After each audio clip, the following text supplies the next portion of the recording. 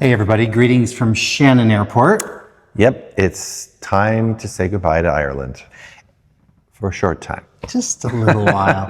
And before we left, we thought we're going to just take a little minute to answer some of the questions that you guys have been asking us specifically about Ireland and some of the videos we've been doing. And I guess the first question that I'll get into is one from Melanie Myers. She writes, I'm heading to Ireland in September. What are your must-sees? Oh boy. Okay, so I'm going to just say this. When you're looking at must-sees, I think it's a much better idea for you to look specifically at the region that you're in and then plan from there. Because what happens all the time is must-sees end up being dotted all over the country. Yeah, and a piece of advice I would give is use the motorways to get from point A to point B, but other than that, stay on all the side roads, the back roads, go into the little villages. When the motorways came in, you miss a lot of those. So, and when you stop in a village, ask somebody, what's around here? But the only way you're going to be successful doing that is if you limit the amount of geography that you cover. So like if you're going for a week, try to concentrate on maybe 3 counties. Yeah. And then really dig deep into it. Don't worry if you miss one of those must-sees, if you don't get to the Giant's Causeway or you don't get to the Ring of Kerry.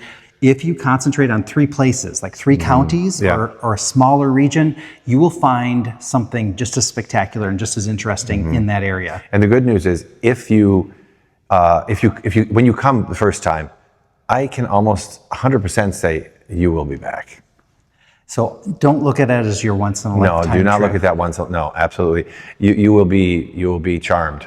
And you'll be back. Now that said, this is probably not the type of must-see list that you maybe were thinking of, but I would say check out some of Ireland's great gardens. We visited some beautiful ones. Fantastic I'm ones. thinking specifically of like Mount Usher Gardens. Burr Castle, the domain at Burr Castle, that's beautiful. And Powers Court. Oh, Powers Court is stunning atmosphere and gardens. Yeah, Very, gorgeous. very nice. Knockpatrick Gardens. Knockpatrick is a small garden up by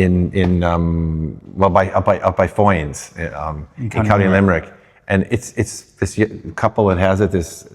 We've been to Mount Congreve. That was really nice. Yeah, Mount Grove Congreve Gardens. I don't know if that one's still I don't know if public. Grove is still there. Yeah. A lot of the gardens too are private and they open up at certain times of the year. So I would say get a local newspaper and just see, you might happen to be there the week that they're doing some kind of special open house and they'll let you in. Ask people to when you pull into a town, ask if there's any gardens around, because maybe not in that village or town, but maybe 10 miles away.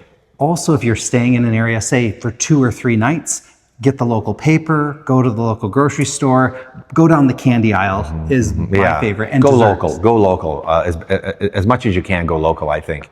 You know, the tourist sites like the Cliffs of Moher, the Rock of Cashel, they are beautiful, I'll put it in quotes, must-see sites. But the small little places to me I'm charmed by. The little holy wells. If you see a sign, something signposted, just turn and follow and just see what it is. And if you can, get to the West Coast. A lot of people center everything around Dublin, mainly because there's so many flights in there. But we're here at Shannon Airport, which is an international airport. There are regular flights to the US. I think there's some Canadian flights that'll get in here as well. Right. Or you can maybe do a little hop over from someplace in Europe from here.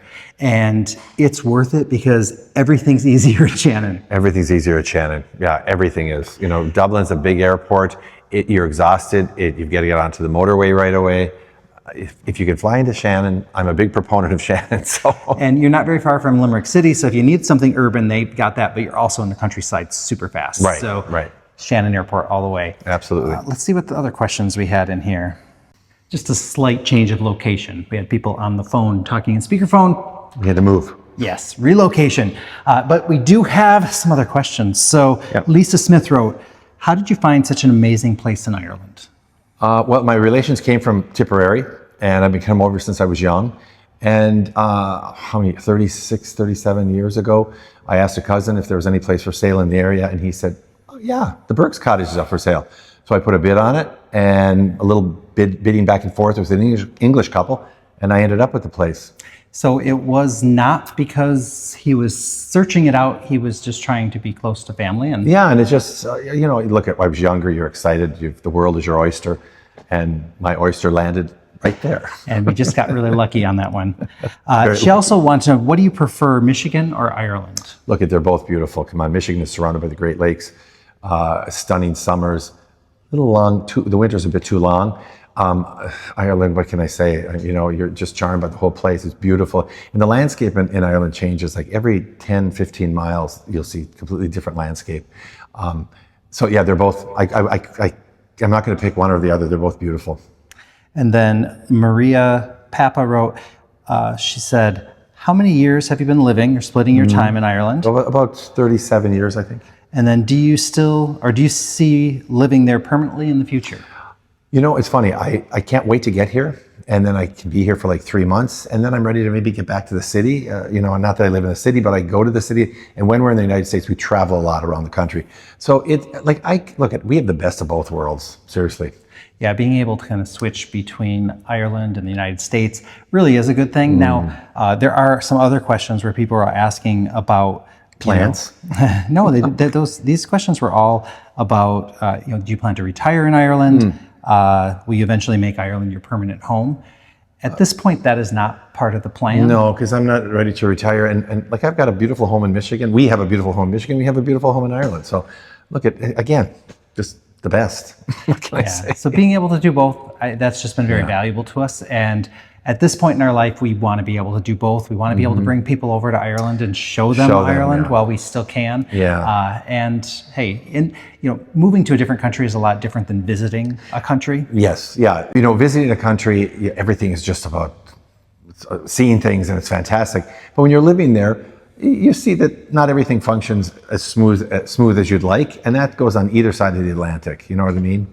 So as much as people think, it's going to be perfect over there in Ireland, or how terrible they think things might be going for them in the U.S., they're going to find there's things happening. No matter where you go, there's challenges. Absolutely, whether it's financial issues or just your neighbors or whatever medical it is. issues, whatever. You know what I mean? Here, I have to worry about making sure that the turf has been delivered, and in America, I have to make sure that the gas is turned on. So it's just choosing kind of what works best for you and when. If someone is considering moving to Ireland, though, or moving to another country, I would say, follow that dream. Try staying there for, say, the 3 months that maybe if it's in Europe, that's how long your tourist visa would last.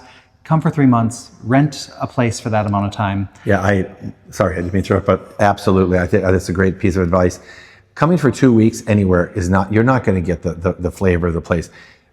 When he says stay, I think stay in one place for 3 months, rent that place, and really go to the local pub, go to your shop.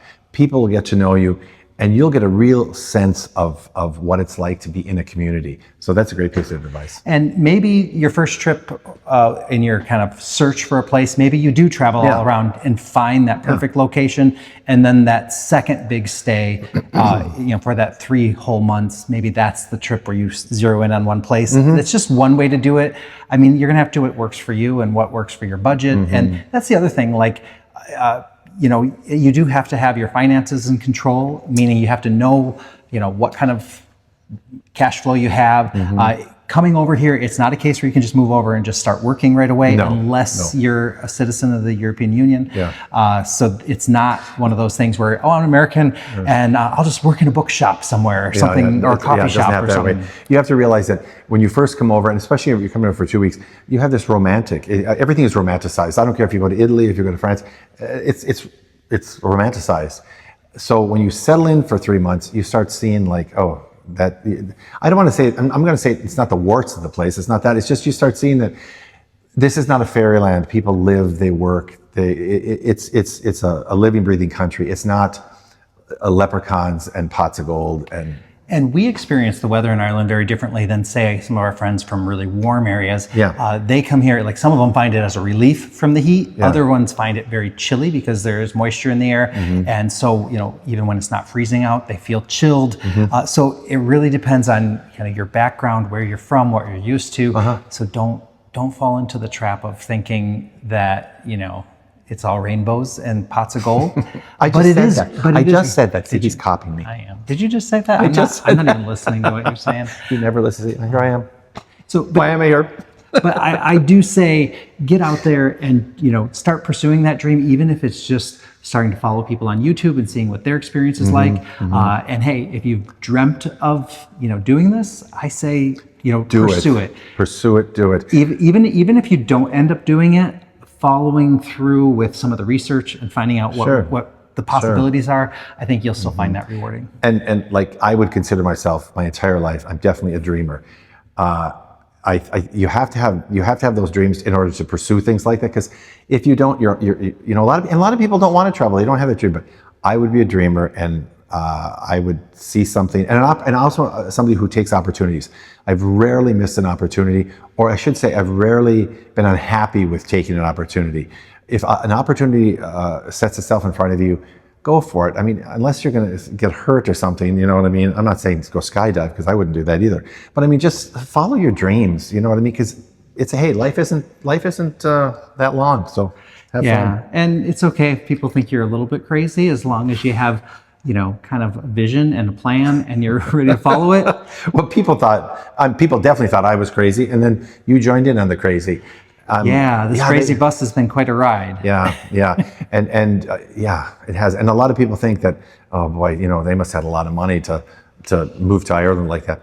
No, you cannot believe. Like I said before, the cottage had broken windows, water running down, and I just come home every couple of years and paint.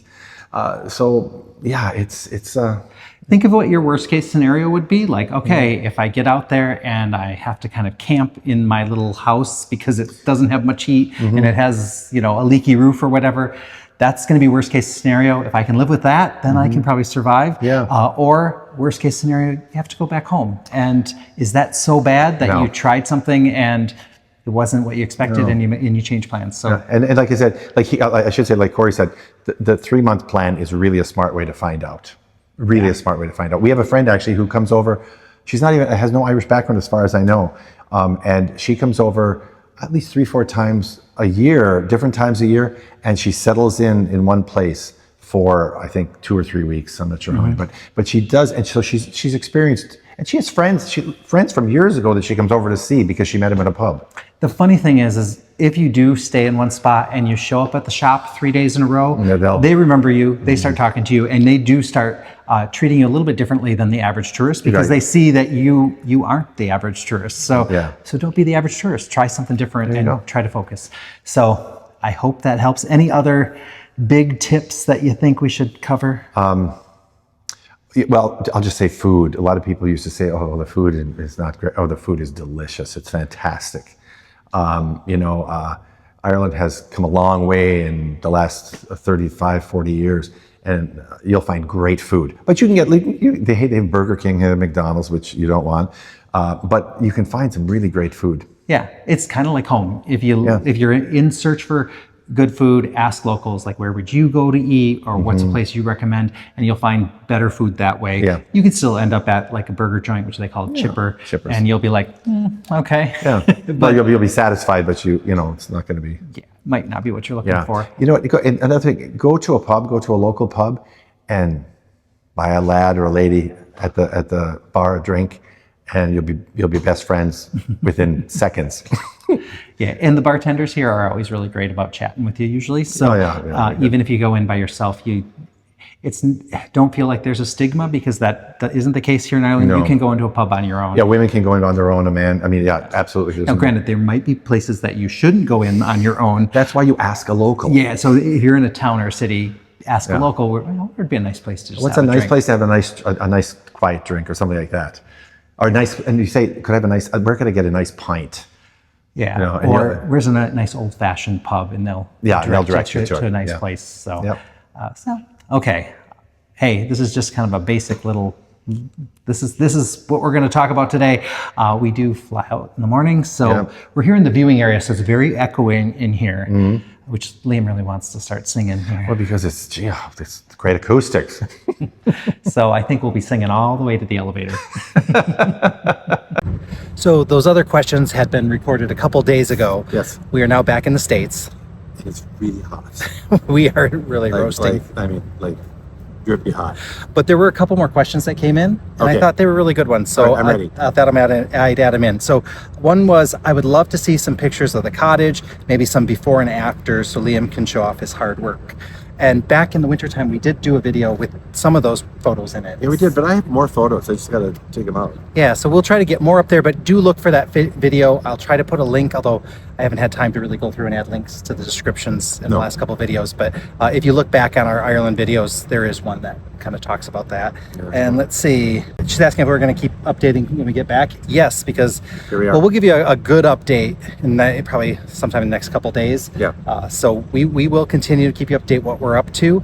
It's going to be still different. I'm not going to be back in Posen for a couple more weeks yet. Right, So. right. So there's that, and then let's see what the other comments were. Michelle Hurst asked, is most of Ireland rural, and are there any large metropolitan areas? Yes, it is very rural, but yes, there are metropolitan areas. Belfast, Dublin, Limerick, Cork City, and metropolitan for a small country.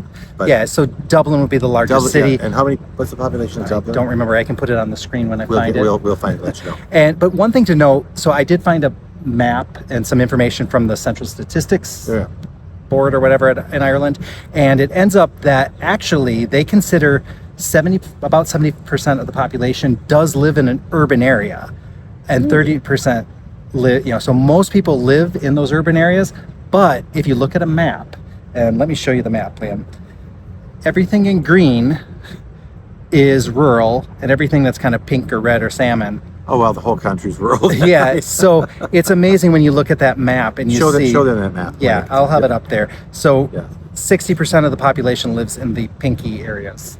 Yeah, but it's a very rural country. Like, yeah, that's why I always tell people when you're visiting Ireland, if you can, as much as you can, stay off the motorways and take the side roads and get lost. It's the best thing you could do. It's easy to be rural in Ireland. So very easy to be rural. okay, so we're gonna try to cool off. We got to get to our hotel room where there better be working air conditioning. There better be, because I like it. I'm miserable right now. Yeah, I'm soaking wet. I'm gonna need a shower. And it's not just the heat. I am not bringing you any grief. We're gonna be positive. He's got me. He's strapping me up to microphones and all the other stuff. Don't touch the mic. Sorry. We'll see you guys soon. Bye.